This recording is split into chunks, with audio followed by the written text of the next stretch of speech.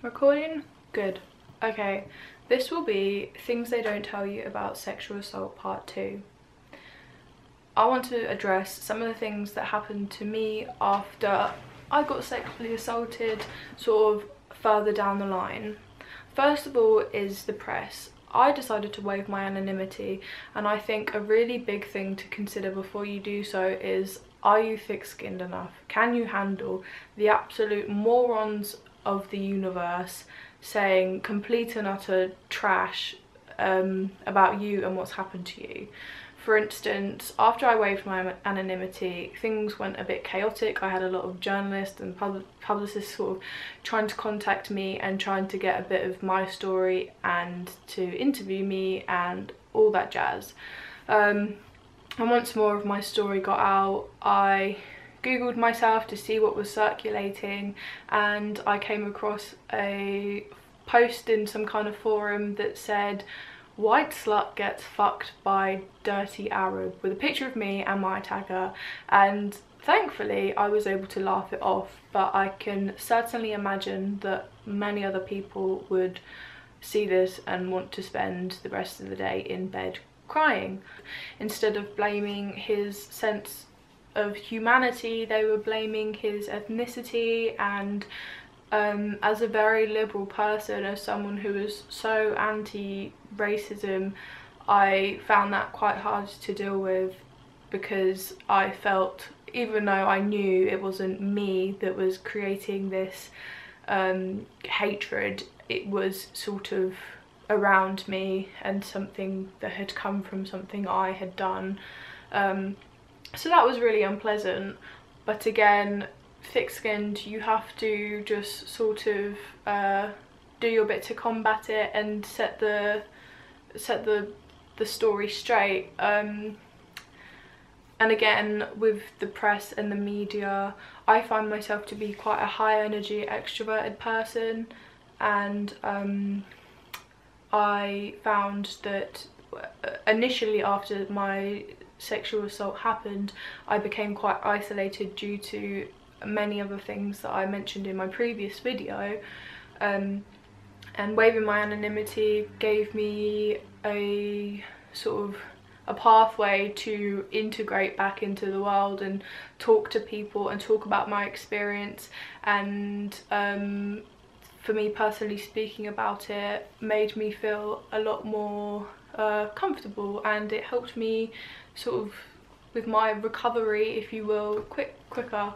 If you do decide to waive your anonymity, it does depend on your case. Mine, I think the main reason it grabbed so much attention was because I filmed my attacker, and that was the first time in British history that that's happened or has been recorded to have happened. There was definitely peaks in when I was getting a lot of attention from journalists and such, and it could be quite overwhelming, because there were days where I just wanted to stay in bed, and there were days where I was desperately trying to revise for my A-level exams, which was all around the same time, and I just couldn't, because I just felt this pressure to reply to emails and have meetings with people. So that was pretty stressful. So do bear in mind that there is a high chance that if you waive your anonymity and sort of go towards the press side of things, you will really have to give up some of your personal time and space, because they will find a way to contact you. Another thing I'd like to talk about is when the case closes, when your attacker goes to trial. I found the people that I worked with very helpful to me. They helped me sit in such a way that I couldn't see my attacker and he couldn't see me. When the judge was sat there and he read out the sentence, I didn't burst into tears. I wasn't crying with happiness. I kind of sat there and I breathed out and I sort of nodded my head and thought, yeah, I'm very glad this is done. But there was no fireworks. You can never really predict how you're going to feel when something like that happens. And the final thing I'd like to point out is there are a lot of irrational fears that come with being sexually assaulted. Even if you are like me now, say 9 months down the line, I still get scared when my doorbell rings because I think it's going to be a member of my attacker's family come to seek vengeance and throw acid in my face.